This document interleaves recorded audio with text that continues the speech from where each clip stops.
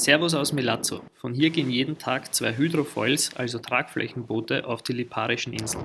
Aber nur wenn das Meer ruhig ist. Wenn es stürmisch ist, so wie hier, dann fährt genau gar nichts. Ich musste 3 Tage warten, bis endlich ein Boot Richtung Stromboli ablegte.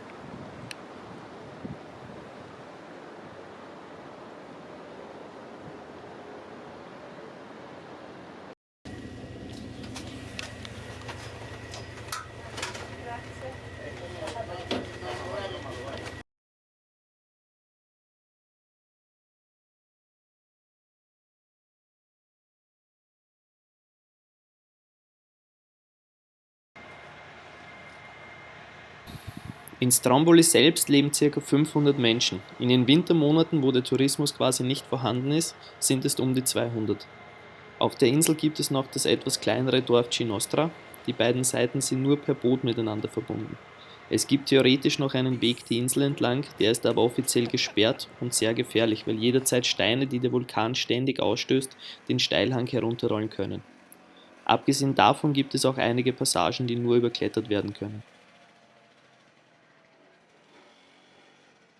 Ich wäre wohl nie nach Stromboli gekommen, weil ich einfach so gut wie nichts über die Liparischen Inseln wusste, wäre da nicht Workaway und der Mario.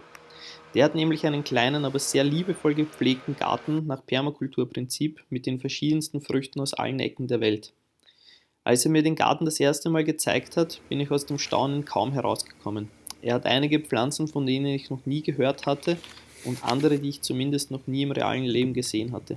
Cayennekirschen, Natalpflaumen, Drachenfrucht und die riesige Maracuja, voll mit Früchten, sind der absolute Hammer. Auch Bananen, Mangos, Granatäpfel und viel Gemüse wächst in seinem Garten.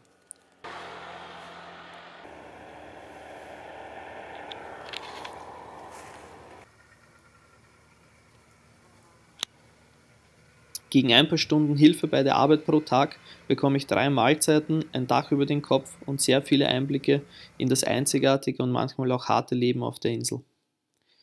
Ich habe auch endlich gelernt, wie man Fische ausnimmt und zubereitet.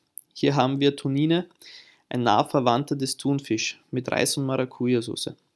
Tunine oder kleiner Thun ist kein klassischer Speisefisch, die lokalen Fischer verkaufen aber, was auch immer sie gefangen haben.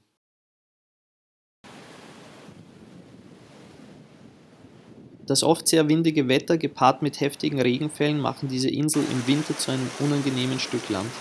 Wenn solch ein Wetter herrscht, können vor allem die Tragflächenboote, manchmal aber sogar die größeren Fähren nicht anlegen und auch Hubschrauber haben dann manchmal Probleme mit der Landung.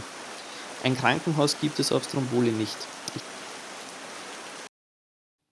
Aufgrund der 4 Submarinen, also unter der Wasseroberfläche befindlichen Vulkanen, nördlich von Stromboli besteht auch immer die Gefahr eines Tsunamis. Und dann gibt es noch diesen ständig Feuer und Lava spuckenden Vulkan.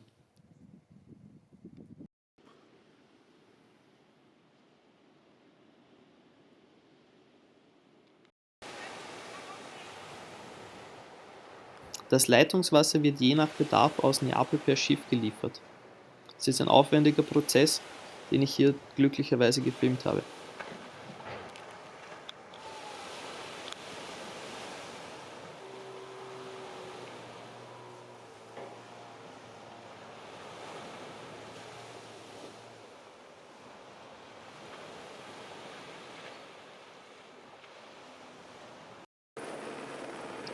Öl für die Stromgeneratoren kommt per Helikopter aus Messina.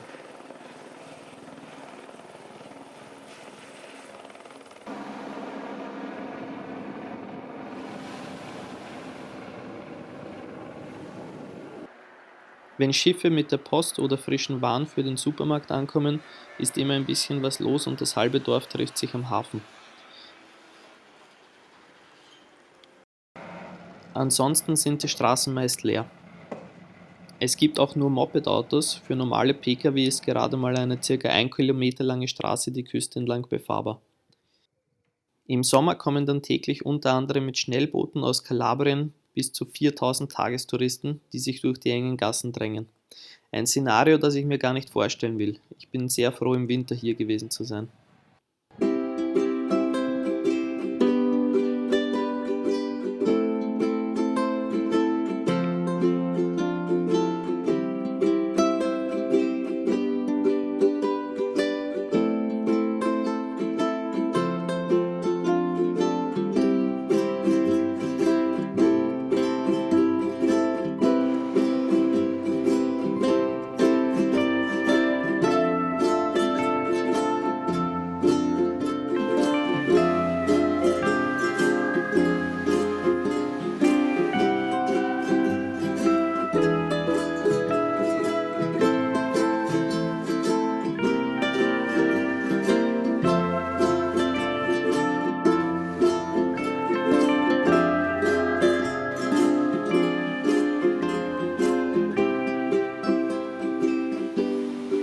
Zum Entspannen empfiehlt sich dann der unberührte Strand Foggia Vecchia, etwas abgelegen vom Dorf über einen Trampelpfad die Steilküste entlang erreichbar. Hier wurde unter anderem der kürzlich erschienene Netflix-Film von Paolo Sorrentino Die Hand Gottes gedreht. Man kann den Strand auch per Kajak erreichen, das würde ich aber nur bei windstillem Wetter empfehlen, da ansonsten die Wellen recht hoch und unangenehm werden können. Die Strände rund um Stromboli sind auch bekannte Brutgebiete der unechten Karettschildkröte, die hier besonders geschützt werden. Entlang der Küste findet man immer wieder Kapern. Die Früchte dieser mit Dornen und fleischigen Blättern ausgestatteten Pflanze findet man in Mitteleuropa vor allem auf der Pizza Napoli. Hier auf Stromboli werden sie zu fast jedem Gericht serviert und auch in fast jeder Pastasauce verarbeitet.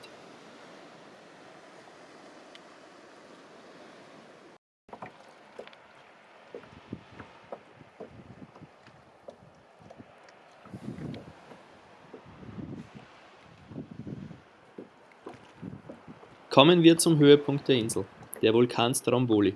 Er liegt 927 Meter über dem Meeresspiegel. Wenn man die Erhebung vom Meeresboden aus misst, ist er ungefähr 3000 Meter hoch. Er ist einer der aktivsten Vulkane der Welt und spuckt so gut wie immer Lava. Oft hört man ihn bis runter ins Dorf, wenn es Explosionen gibt. Der beste und trotzdem sicherste Aussichtspunkt ist auf ca. 300 Meter Höhe beim Observatorium der Vulkanologischen Universität Florenz, die hier eine Außenstelle hat. Dafür folgt man einen kleinen Pfad mit einigen schönen Ausblicken auf den Ort, den Vulkan und das Meer mit der kleinen Insel Strombolicchio. Man kommt auch beim alten Friedhof vorbei, der hoch über dem Dorf liegt. Heutzutage ist der Friedhof weiter unten am Rand des Dorfes.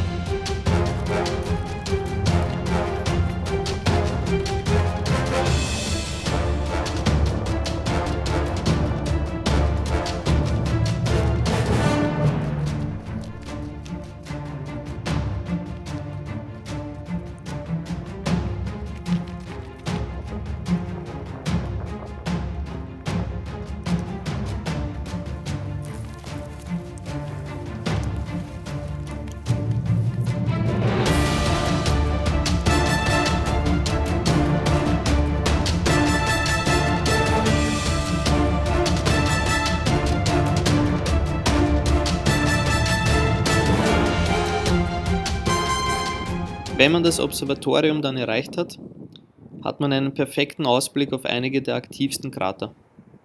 Man sollte immer mit Stirn oder Taschenlampe ausgestattet sein, denn auf der Insel gibt es nachts so gut wie keine Lichtquellen, was aber den Sternenhimmel einzigartig leuchten lässt.